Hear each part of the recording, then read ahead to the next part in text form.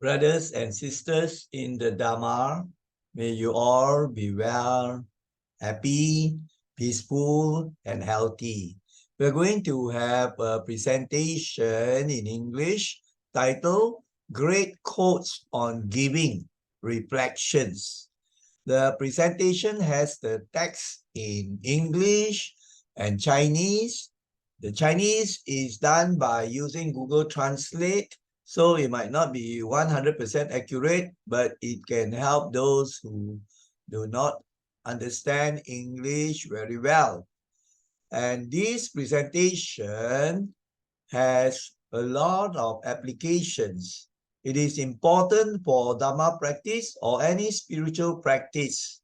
It's actually on the issue of dana, charity or giving, why it is important, and how we can go about improving our practice of dana or giving, charity, generosity. Now, as usual, we are going to have a PowerPoint and we go over the slides where we have some great quotes that I have selected pertaining to charity or giving. And then for each of the quotations, I have done a short reflection pertaining to what is in the quote. So, without much ado, let us launch the PowerPoint starting from the beginning. You see the cover slide. You have two aspects. One, of course, depicts various types of dana work, helping, doing charity. And the other one suggests a reflection, right? A reflection on the quote. Now, let me take off the video. Okay, so now let us go on to the next slide. That is slide number 2. Now, you find that this is a very interesting saying of the Buddha from the Dhammapada, right? Dhammapada, verse 173.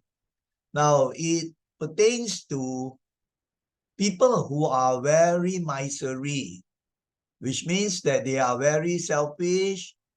These people do not want to do dana, and they are quite self-centered, selfish.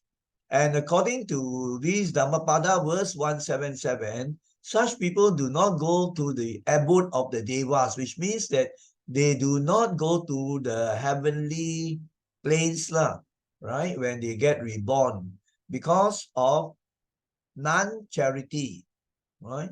So they are considered to be fools, and these people, they look down upon charity and they do not do dana. Whereas on the other hand, you have the wise people who find joy in doing dana or giving. And according to Dhammapada verse 177, such people who rejoice in doing the dana or giving, and they gain happiness in the life hereafter. Actually, also, in this life itself, actually, if they continually do the dana, they can feel the joy of dana.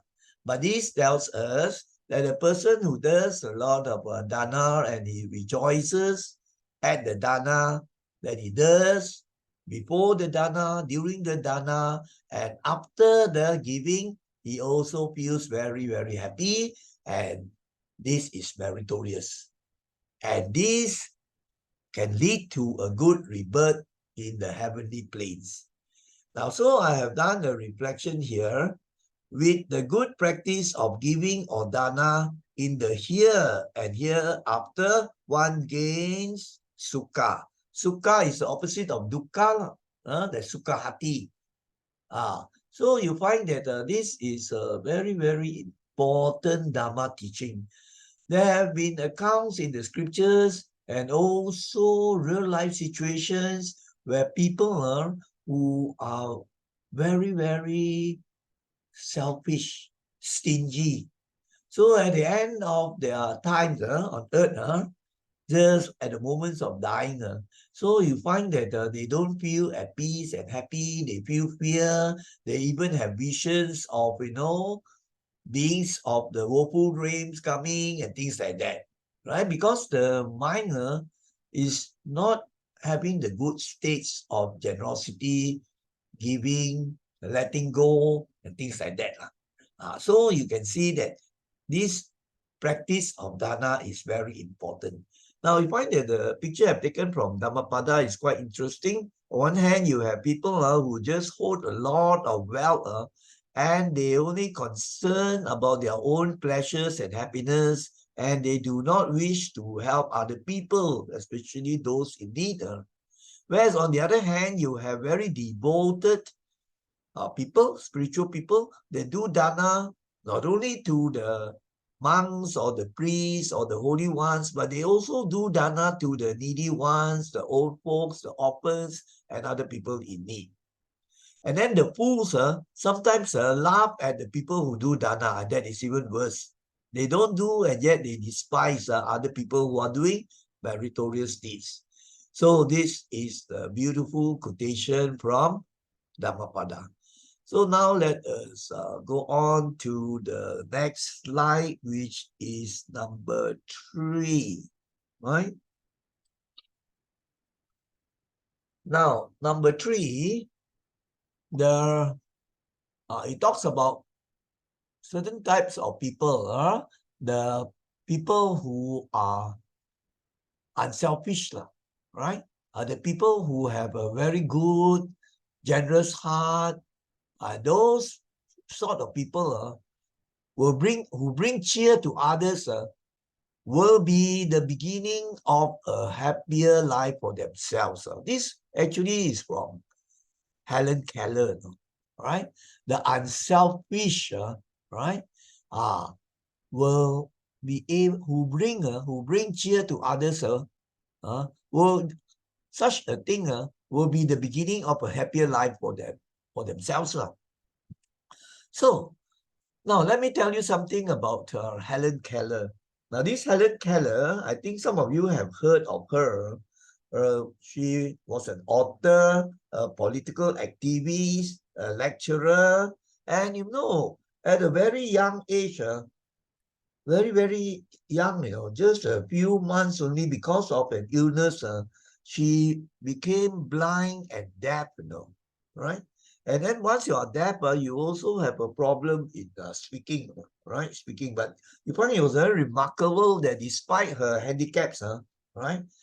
Despite not being able to see, not being able to hear, but she learned, especially from a very, very devoted teacher, right? Who taught her by lip reading, and then she used Braille and so on. And she even went to Radcliffe College in Harvard University, and she graduated with a BA degree and then wrote altogether 14 books. A very remarkable person.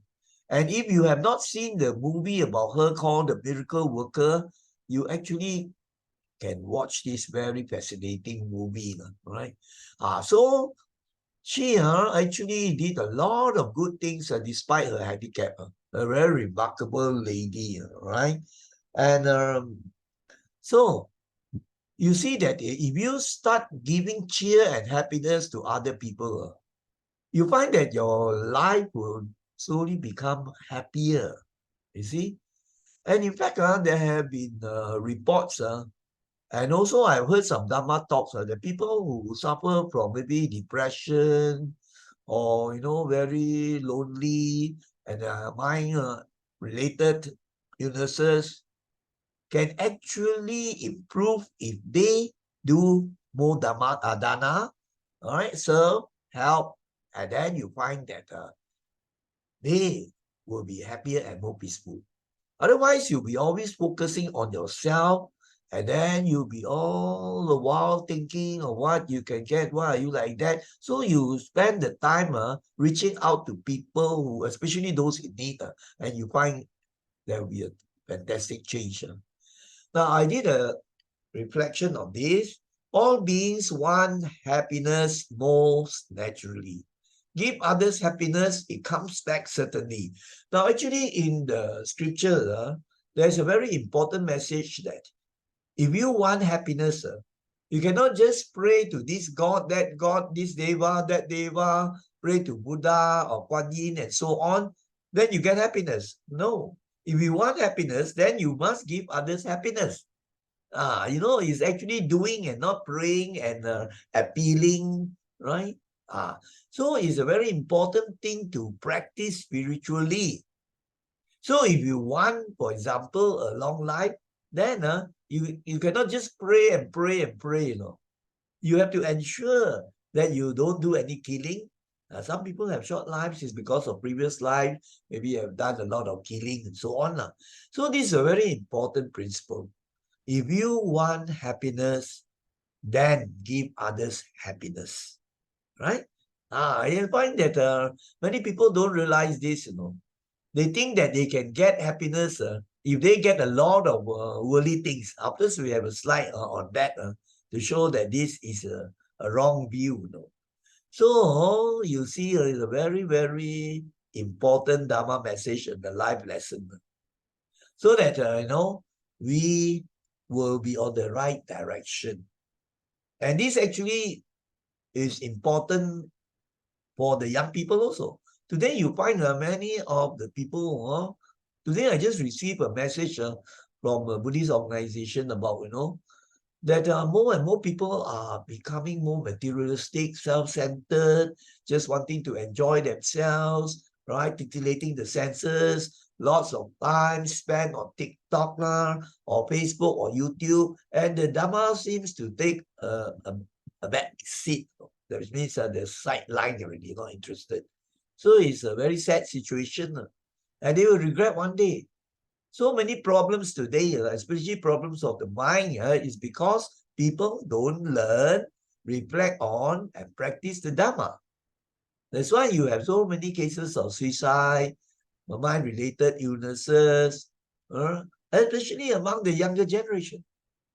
So this is a very important message for all of us. And it's important for the parents, grandparents to teach the children.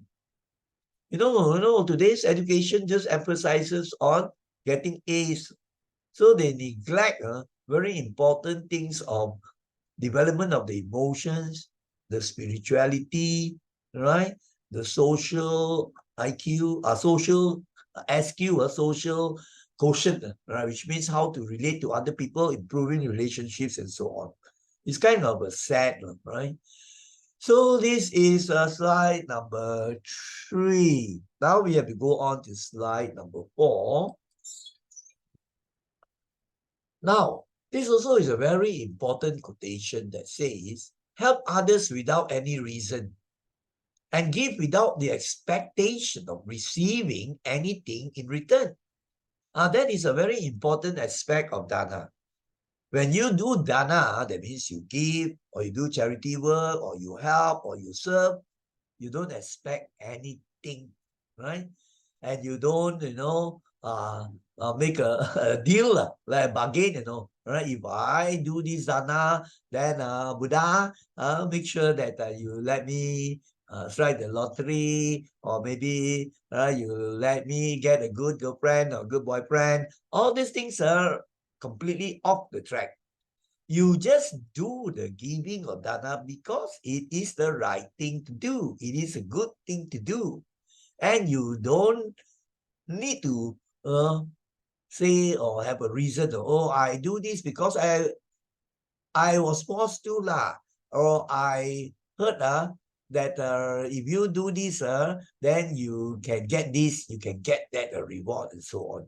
It must be spontaneous, right? I remember one of my relatives, So, one day he very just spontaneously donated some item, electrical item, right? For the use of our association. And then he struck a big prize, I think it was a car, right?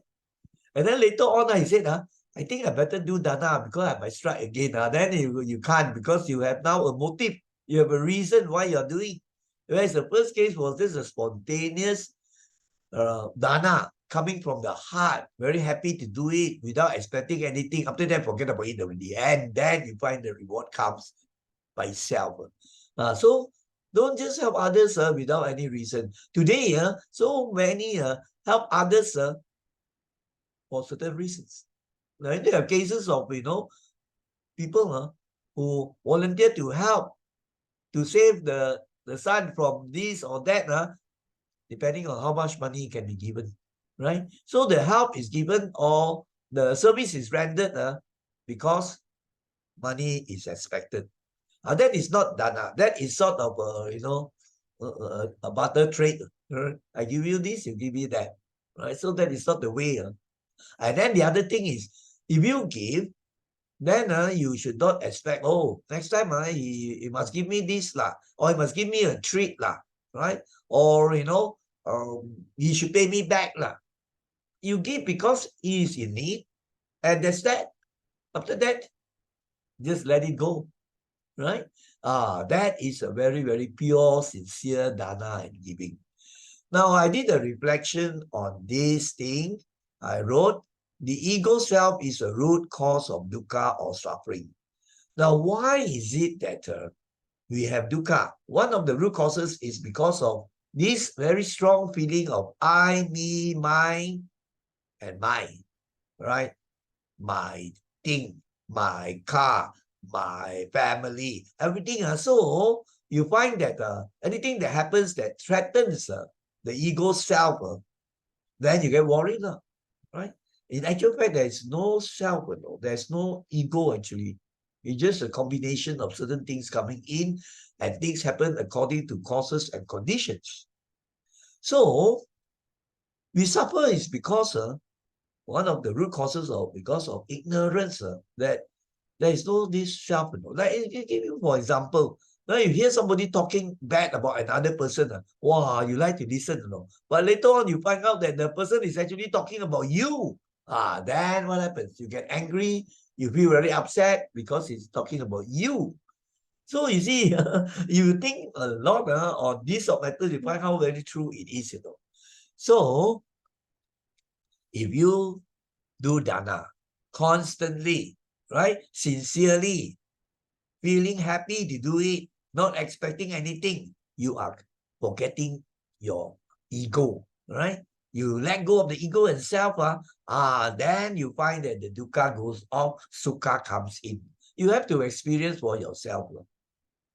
Last time, when, the monks used to come for Pindapat on Saturdays, I find some of the hawkers, they come and do, very happily, and then they would come very often already, Why? Because they do it cutting the ego self, and they do it like without expecting anything, and they feel the joy, the joy of dana. You have to experience it.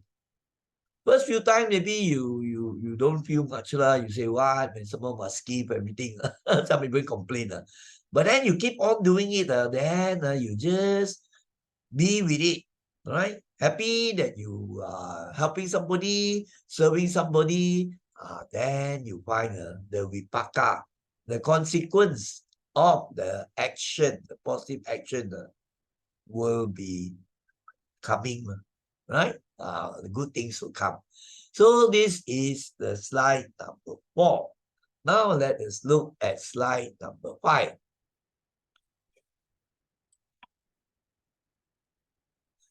Now, some people think that dana involves just money.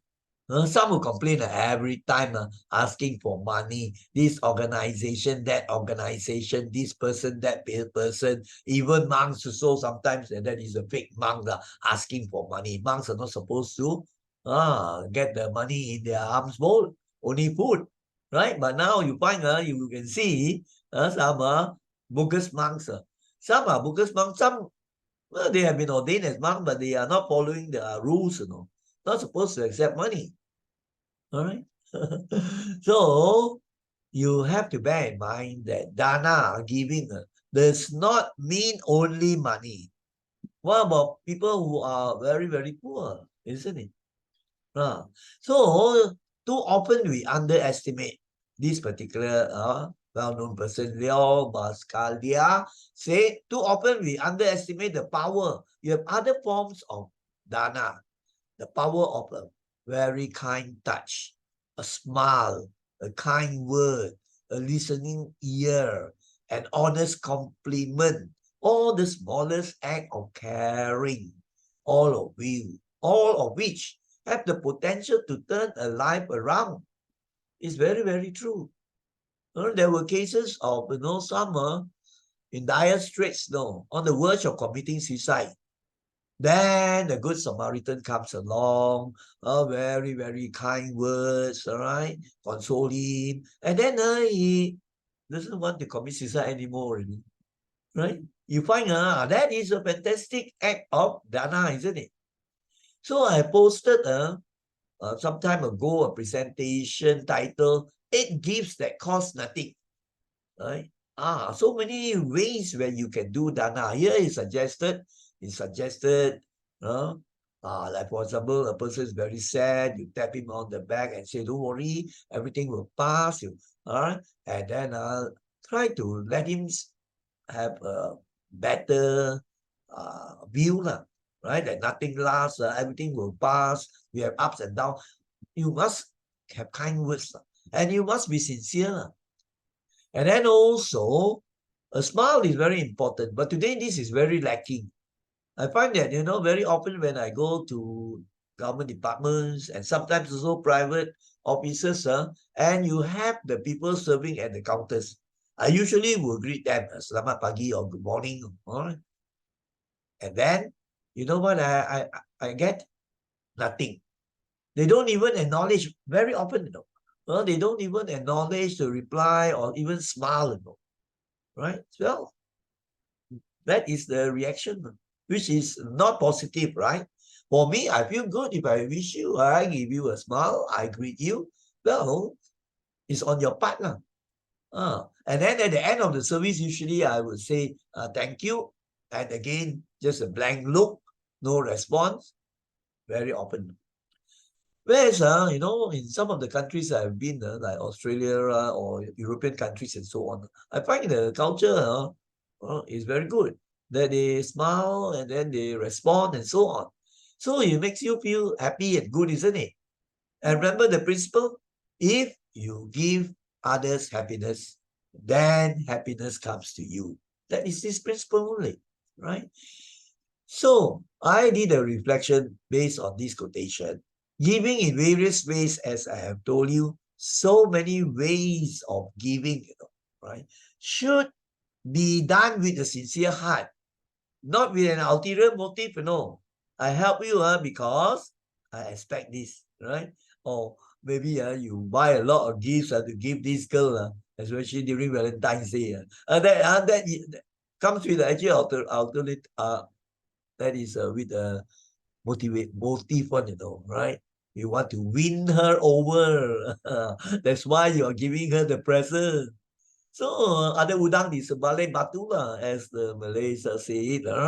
So, it must be with a sincere heart. You feel the metta, you feel the compassion of giving. You give with metta, you give with compassion.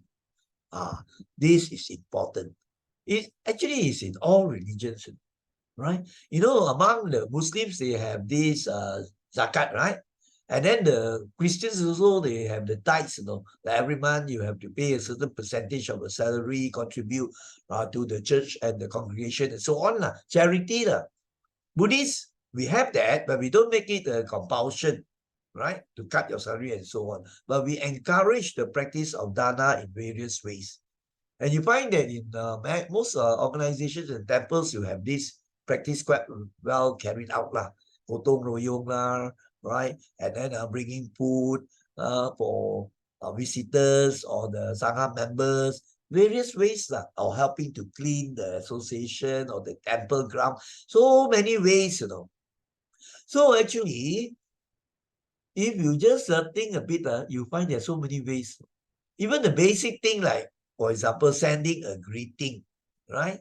During maybe Vesak Day or even Christmas or New Year Day. And then you find that you can express your appreciation and thanks for people who send you maybe good Dharma messages and so on. But it's sad to say that majority of people do not do that. Right? I have encountered cases where there was no reply at all, even though gifts were sent to them, an ebook and so on, all this. So you see, they are not practicing a very important Dharma practice of acknowledgement. It's not that we want it or what, but it's on your part, right? That you give others happiness, then you will get happiness also. You see? So giving in various ways should be done with a sincere heart. Very important. This is important when one walks a true spiritual path. But you have to be careful. There are many around today with very, very, you can say, bad motives. You think they are giving out sincerity, but actually at the back of their minds, they're hoping for a title, they're hoping to get a contract, right? Or they are hoping to win over this lady. All sorts of things, that is not really done. You are doing it because you want to help the person, you want to relieve the person of his suffering, and you want to make him happy. Just that. That's all. Right? So this is a very important thing for you to reflect on. Now let us go on to number 6 already.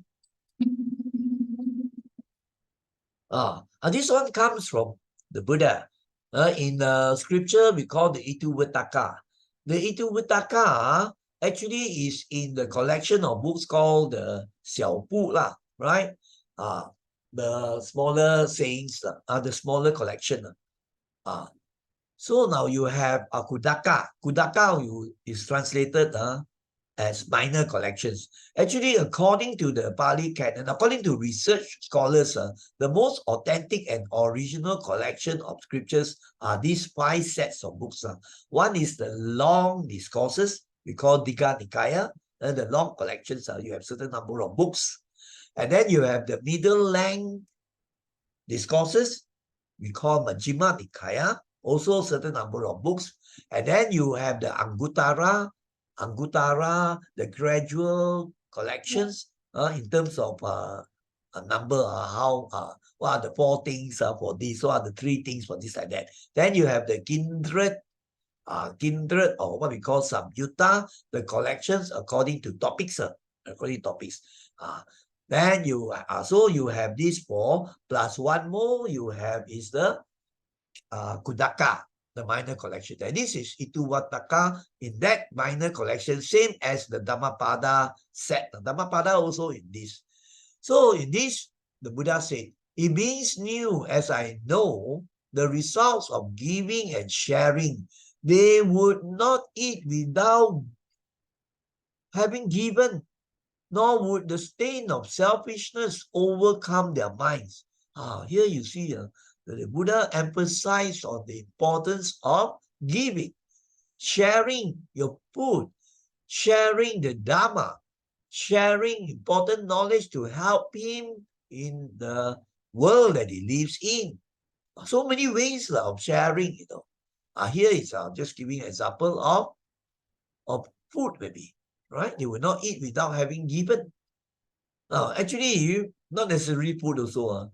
It's just that before you eat, you also can offer some dana in terms of food or in terms of some other necessities. And he tells about the danger of selfishness, right? It's a stain, and I've told you before, selfishness, greed, and all those things are very dangerous states of mind. As I reflected in the writings below, the mental states of greed, covetousness, stinginess, and selfishness will cause one to have dukkha here and the hereafter. So in other words, these mental defilements of greed, covetousness, some people, have this very, very strong greed. He wants other people's possessions, maybe the car or his property, or even some want other people's wives also, or husbands also. And then stinginess, selfishness, self-centeredness. All this because of the ego self. For me only, I will do. And today you find the younger generation, lacks this open-heartedness of generosity. They are willing to spend maybe $400 to watch a concert. A concert now I understand. You have famous pop singers coming. I think right. Coldplay. I think Coldplay. All tickets sold out, and then also in this Singapore. Wow, you find millions of people booking out the tickets not cheap. Hundreds or thousands. Taylor Swift or something like that lah. Right. I just watched one or two to see what it's all about. No, it's not that you can't watch all these things. It's that you sometimes lose sight of very important spiritual things. How much dana do you do? Do you ever think of the people who are so unfortunate, right? But now you are willing to spend hundreds and thousands. Of course, maybe you can afford it, but why not also for your own good final analysis? Then you can also use some money to do the dana, right? But it is sad to say that not many young people, even some old people also like that lah, right?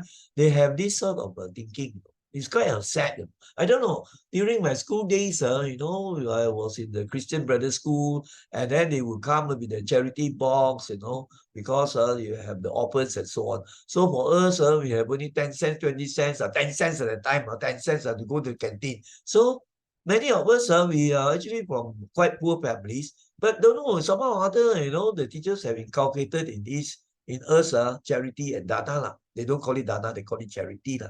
So we say, okay lah, we sacrifice the canteen for today. So we just put the 10 cents into the donation box, and we feel very happy about it. But today, I find that things have changed a lot. It's sad to say, right? Okay, now let us go on to slide number 7.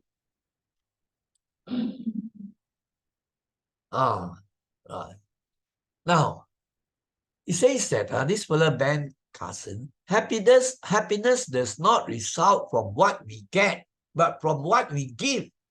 People think, right, that I can be happy if I get this, I get that. I strike the lottery, maybe I win in a contest, or maybe I get a prize, or whatever lah. So they never think of giving, right? Do we give, right, to the old folks' homes? Do we share our knowledge to other people? Do we help? No, but it's all of what can I get? What can I achieve? What can I be given? So they think that you get happiness that way. But that really is not happiness, right? It's not true happiness. It's just momentary or impermanent or temporary pleasures, right? So I put happiness in inverted commas. And that's what I put here. Getting worldly things gives one pleasures or happiness that is so fleeting, that is so temporary. After that, you don't feel anything very significant. You want more and more. No end. Whereas dana is different. Right? Dana or giving leads the person to spiritual happiness that is very lasting. It lingers on, and you want to do it again if you are doing the right way. You have understanding. Then it becomes a very, very good habit, and you find the inner joy growing.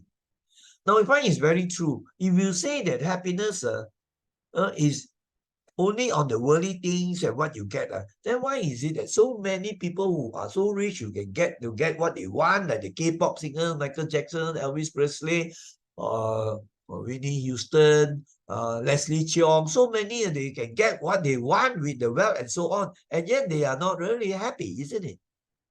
They take the sleeping tablets, they take drugs, and then so many commit suicide. And today the trend is growing up this way like that. So this is very, very true. It's because the focus is just on the I, me, my, and then worldly pleasures, which they think is true happiness and peace, which is not.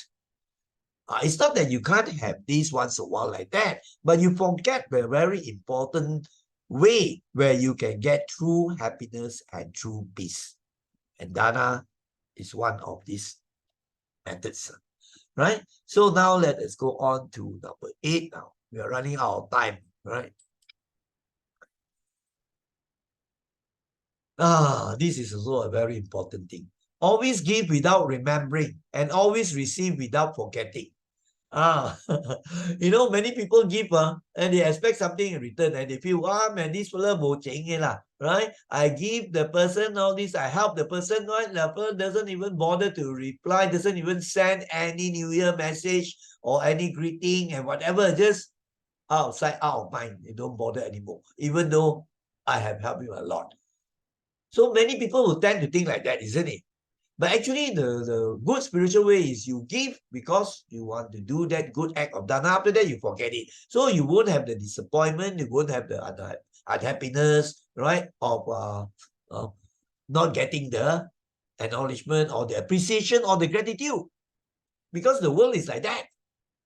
But on the other hand, the person who receives the help, the person who receives the dana from you, it is his duty, it is his responsibility, it is his good character to show appreciation and gratitude. So the karma is not yours, the karma is that person's karma. If he doesn't show the gratitude, you have done the good thing, give the dana and forget it lah. Let go. I find that is a beautiful thing. Otherwise, you find you get so disillusioned, no use on. You find you give this fella, the fella also not appreciative, no gratitude. Like that, you won't be peaceful and happy, right? I do it, then after that, forget about it, right? And then some people even verse, why you can do the thing? It belongs the baker. Actually, it's under the syndicate. They don't want to do the dana, but they will try to speculate. And so I say, my heart tells me I do it, after that I forget it. If they abuse it, everything, the karma is theirs, not mine, right? Of course, I have to use some wisdom also. But after that, I consider really well, my heart tells me what to do, I do it, that's all. But these people, they are very, very cynical. Of course, you have to be careful, I agree. But sometimes to the extent of really a rationalization of your selfishness, stinginess, right? So, the important reflection I've done is this. They give with no attachment or expectation. Just now we mentioned already, the expectation, and it has much merit, right? Because you don't do a barter trade or you don't bargain, I give you, therefore you have to return me later on. You just forget it. But if the person, right, he's really appreciative, right, and then he has gratitude, then he reciprocates. Maybe he sends you a thank you note or some other things and so on. And usually, as not Buddha said, so we feel happy. So he's giving us happiness, and he is actually will be getting happiness. So you see the importance of gratitude. Of course, if we get a thank you message, somehow or other, most of us will be quite happy. This fella, very, very cultured, he is very appreciative. But you find that nowadays, especially, gratitude, very, very difficult to find now. Buddha himself said, I've told you many times, there's a very difficult, two types of people, very difficult to find in the world. The Buddha said in Anguttara Nikaya. First is people who just very spontaneously want to do a kind act without even having to be asked, They're just by nature very, very hard to find this type of person. Sometimes ask also they won't do, let alone they come and volunteer, right? And the second type is people who are grateful, right, for an act of kindness done for them. And I find that it's very, very true. The Buddha 2,500 over years ago, I really realized this. So we give with no attachment, right? Not a bargain, and we don't expect things. We just let it go. Then it will be a meritorious action on your part. And then we receive, those who receive must have the appreciation and the gratitude. Then it is good practice. Then you have the good state developing because you are expressing your gratitude. You are giving other people happiness, right? And you will get the happiness. So that is this slide number 8 now. Now let's move on to number 9. Where there is charity and wisdom, there is neither fear nor ignorance. Now this comes from a Christian source. Francis of Assisi was a very well-known Catholic saint. He was from Italy. And he lived in the year from 1881 to 1226, right, from Italy. And he was canonized later on as a Catholic saint. He had written very, very good, messages and spiritual things, mystic also. And that was what he said. So you see, he has these 2 points which also are very important in our Dharma teaching, isn't it? Charity, dana, and the dana, when you do the charity, you are cutting the ego self, and then the wisdom. Now we have these 2 things, you say there's neither fear nor ignorance. And we Buddhists say that in order to have wisdom, you must cut the ignorance, right? So when you develop the wisdom, then you know things and you get rid of the ignorance of not knowing things as they truly are, which is the root cause of dukkha, right? But of course, here is not elaborated how to get the wisdom. Whereas in the Dharma teaching, the whole part is given for you how to develop the wisdom by following the Noble Eightfold Path, right? But it's very, very true. So you have the wisdom already, you know things as they really truly are. You are not like the kata di bawah tempurung. So your thinking is very clear. So it's very, very good state of mind, isn't it? And then because you have the wisdom, you understand things, then fear comes down. And then you find that when you practice the dana, you cut the ego self. So when there is no this ego or less, you will say if you have completely no ego already, you are enlightened maybe. There's very, very little, no more ego, you think of other people and you know that there's no permanent self like this, then what happens? You don't have the fear.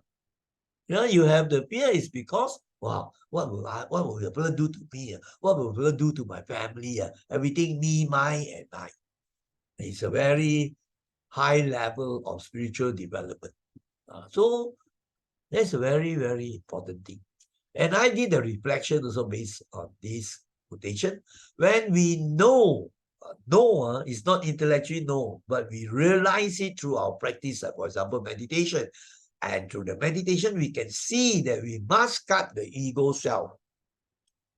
Then we want to give more. Just out of our heart, the compassion arising, that we want to give more. And it's just natural that the more you give, the more you get. What is the more you get? Of course, sometimes you find a strange thing, even material things, more you get. But more important is the more you get is the more peacefulness, the more happiness, the more wisdom follows this. That is this important thing.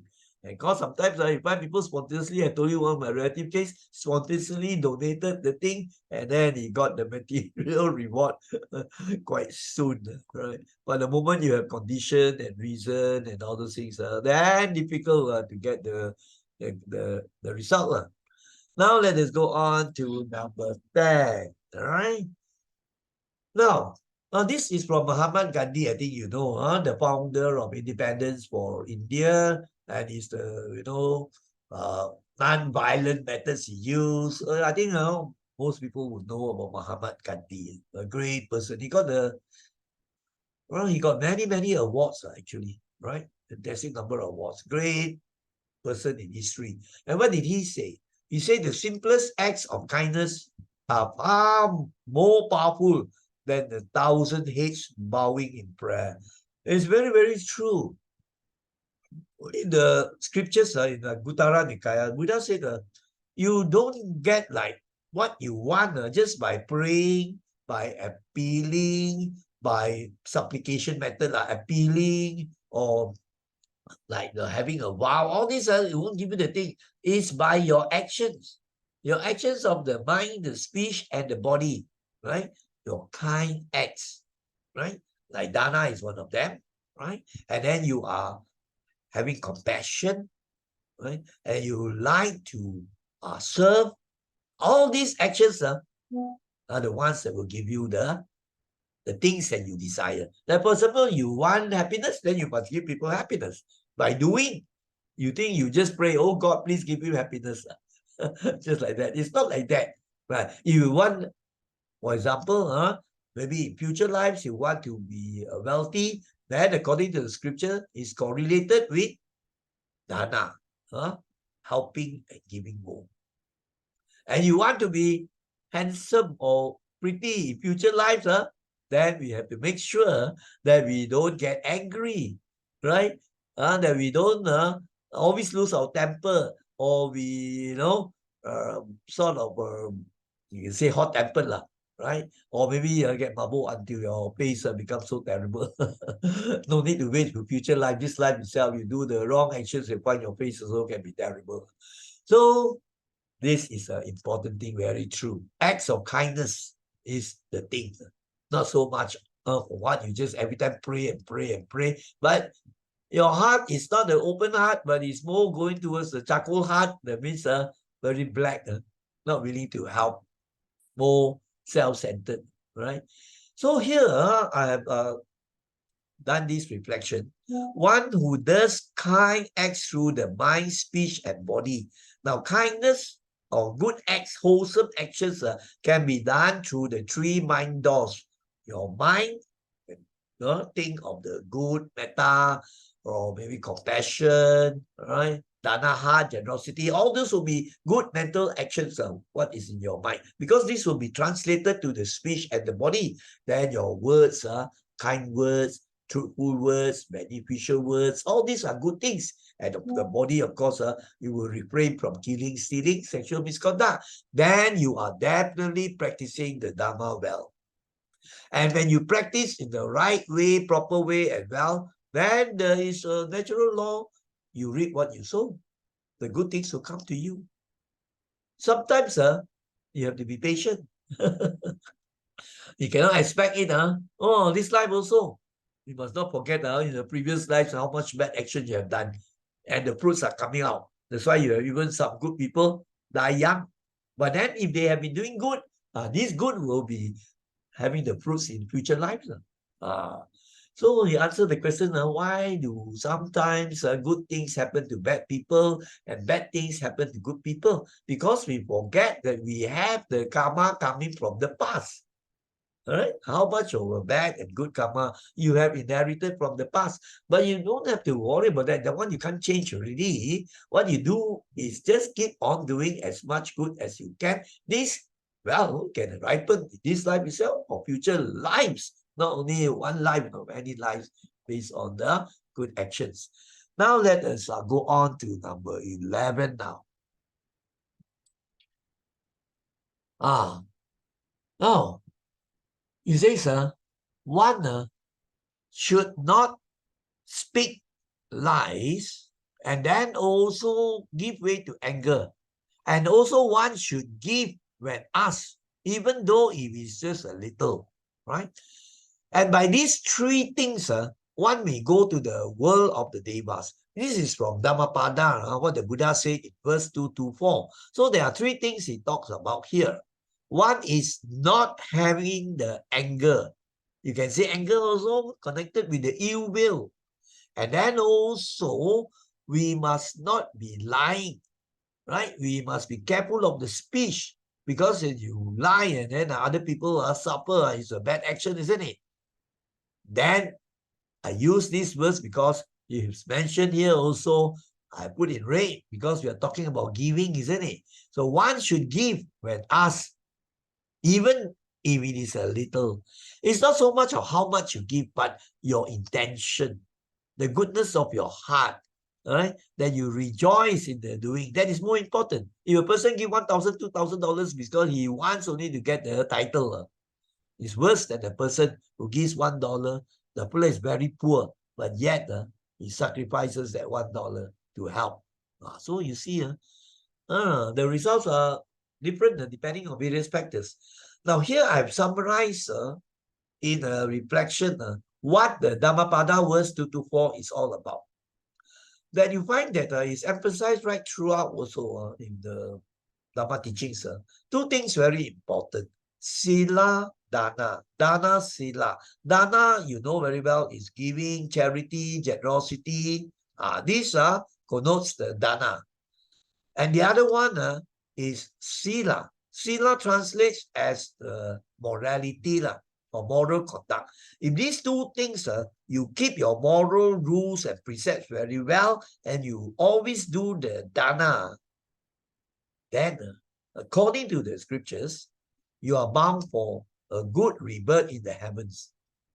You'll be going to the heavens in future lives, and that will be very happy for you, isn't it? You find it, I've heard so many talks on this, where they say, bo si, siu gai, you choose si, jo ang gong, like he think. They say that means you do dana, right? And then you keep your precepts. You keep your moral precepts. You don't cause other people to be suffering, right? To hurt other people. And you do charity and dana because you want to benefit and make other people happy. So that is a very good spiritual practice. I think all religions can agree on that. Then that's how we get to heaven. Not by just praying or go and bargain or pray to the gods with more food and so on. And all this is not the Dharma teaching. Now let us go on to slide number 12. This one comes from Albert Schweitzer. Albert Schweitzer got the Nobel Prize for Peace in 1952. No?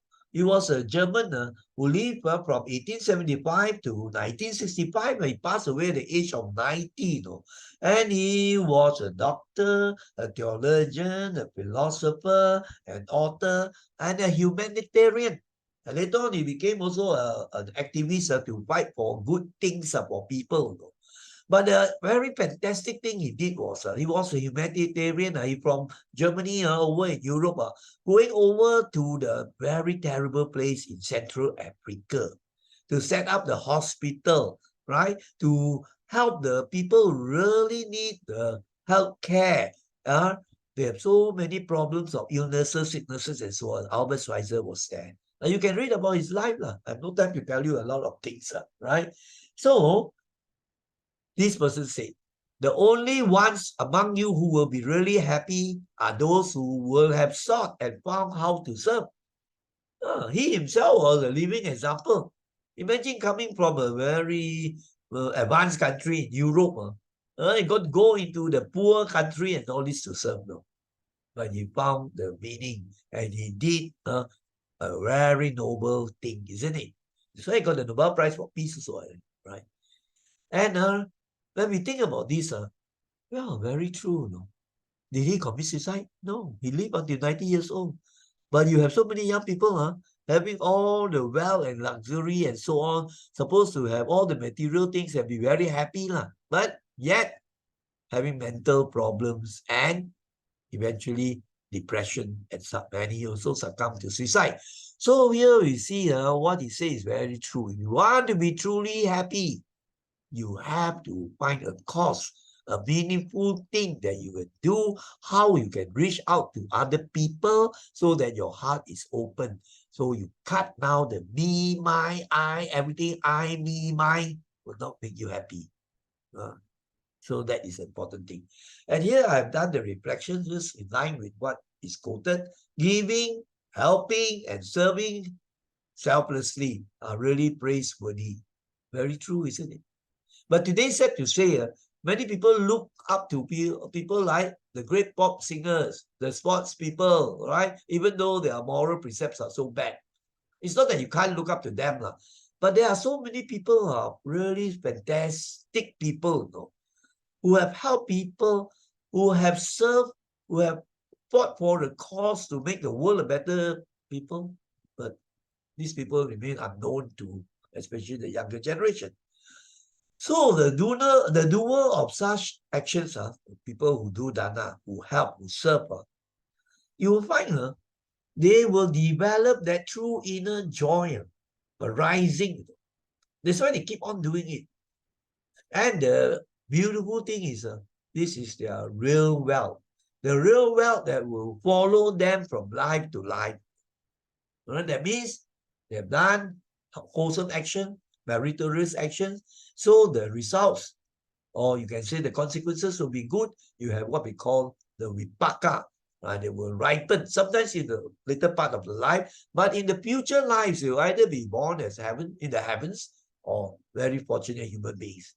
And we continue this in the spiritual part, they will be on the way to enlightenment. So I put in just some of the dana things. Now let us go on to number 13 already. Now, I find this picture very beautiful. I find all suggest giving, this was serving. There are some, but today very lacking. Those days in our school days, we have a lot of these Gotong Royong projects, right? We volunteer to be the librarians, right? Just because we want to help. And then also, we join in the benevolent society, this and that. But today, more busy in the tuition. I never got any tuition in my whole life. And most of my classmates, none of them got tuition. But we were involved in many of all those outreach work, right? Even then, we helped to build the school hall, right? So a lot of charity, That was in St. Anthony School. I remember the motto, charity with no hypocrisy. Caritas non victa. Oh, that's the Latin word, I think. Right? That means you do the charity out of sincerity, not hypocrite. Just pura-pura. I remember those students who came to do projects for their moral education. They came from one school, remember, no? They say, they do Gotong Royong. I will say, oh, very good, They are going to do Dana. But actually, they were more interested in their projects. So they really did not do a really good job. They were more posing for the photos, some with the broom, some with the pail, some with the mop. And then, take this photo or that photo. That was the objective. That is not really Dana, right? It's just to get the A. So I find it very interesting, right? There is not charity with sincerity, charity with hypocrisy. That's why the school motto was good. Caritas non victa, right? You do sincerely. We also used to do a lot. Even the basketball court also, we help to build the basketball court. Okay, now let us go on to slide number 13 now. 13, before the end slide, we refer to the Dhammapada again. One of the easy scriptures, and it's also one of my favorite is the Dhammapada. It has more than 500 verses, and many of them are very good life lessons and Dhamma teachings. And you have stories on that. But important thing is the Dhammapada verse. Now let us go over this because it's very important, this one. It says the gift of the Dhamma excels all gifts. The taste of the Dhamma excels all tastes. Delight in the Dhamma excels all delights. The eradication of craving, that is the attainment of arahantship or sainthood, overcomes all the ills, dukkha in samsara, right? Verse 354. I'll explain a bit. Now, why is it that of all the gifts, all the giving, all the dana, the highest one is the gift of Dhamma. That you give the Dhamma. The Dhamma is the teachings that tell you the truth, the way things really are, the universal laws, right? All phenomena, the things as in nature. So when you understand this, you can live in harmony and peace. So if you are able to share this knowledge, of course you have to learn, reflect, and practice. Then you realize the Dhamma. And you share with somebody, that person, by learning it, practicing it, then his life changed, He becomes more peaceful, more happy. And not only in this life, he carries on. Isn't that fantastic? Of course, he gets help, some money and so on. The money can finish. If you give him food, the food finishes, the next year we give again. So where's this Dhamma gift? It's something very unique. It goes on from life to life. The aim is to transform your mind so that your mind has wisdom, metta, happiness, joy, and peace, and you will get this real wealth from life to life. Whereas the things that people give you, you can't carry with you when you suddenly die. You see? So that is this great difference. Then the taste of Dhamma excels all tastes. Now, here is more like you get the insight, the wisdom. This is through the practice. The insight knowledge that you get will far exceed all other types of knowledge. It's experiential. What you experience by learning and practicing the Dhamma and really seeing the truth of things, that is the greatest insight experience you can ever get compared to all other experiences that you have in the world. And that's the meaning of taste of Dhamma, excels all tastes. Of course, the happiness, the joy, uses the word delight, excels all other types of happiness. The other types of happiness are like, oh, I love this girl, I love this boy, but you find this girl going for another boy, wow, your love becomes hate, and then you can kill the one. Dharma happiness is not like that. Like metta, for example, right? That's why it's very, very strong. Just like, well, the closest is mother's love, metta. But the real metta, non-conditional, is the highest. This one you have to practice. I can talk on and on, but if you don't practice and feel for yourself, you say, wow, man, talk so much. Don't know true or not. You test out for yourself. And then he says that the eradication of craving, of greed and craving, wanting this so very strongly, will cause you the suffering. Right? Whereas if you eradicate all this craving, everything, then you have the end of all the suffering. You become enlightened. That's the meaning, right? So this is a very, very important slide. That's why I put it the last. Here I sum up this way here, as in line with the verse 354. One who learns, practices, and sees the Dharma will in this and future life have great sukha. Because when you have this happiness, this joy and peace, not only slowly, gradually you get it in this world, but you will carry to future lives, just not one life, but future lives. It's your real wealth, your true possession, right? So sukha is happiness. So I hope you have learned very important things. Here you find is a very useful thing. It's all pertaining to Dharma. Right? People do the dana, the monk gives a Dharma talk, right? They give the respect to a cultivated monk, and they are very thankful for the Dharma received. Here you have Dharma discussion. Here being meditating. So let us now go to the end already, because past 1 hour already. Oh. Now is the end already. I like this sort of pictures, because you find that we get so caught up in the the world. Wow, I don't know how they can stand the noise in a big concert. Everything like crazy. Everything moves so fast I cannot, right? Maybe the younger people used to, right? Now, let us read this. Giving is an essential spiritual practice. As I said just now, all religions talk about the importance of dana, isn't it? Right? Of charity. As I told you, in Islam, in Christianity, Hinduism, all religions have that. So we make the aspiration. So therefore, we hope that we make this aspiration to grow in this practice. What is the practice? The practice of dana, the practice of giving. Then you have real joy and peace will arise. You don't have to expect it and say, oh, I will get it. No, you just do it. It's natural, right? So this is the important message, right? So before we say sadhu 3 times, I would like to thank all brothers and sisters in the Dharma, all youth members, everyone who is following or who has been following this presentation.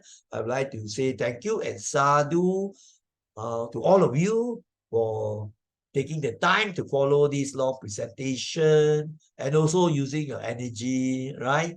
So sadhu, you have done a really meritorious action just through the listening of the Dharma. So let us now pull our palms together and say sadhu 3 times. Sadhu, sadhu, sadhu. To all of you who have been following this presentation, may you all be well, happy, peaceful, and may the Dharma be with you always. Take care.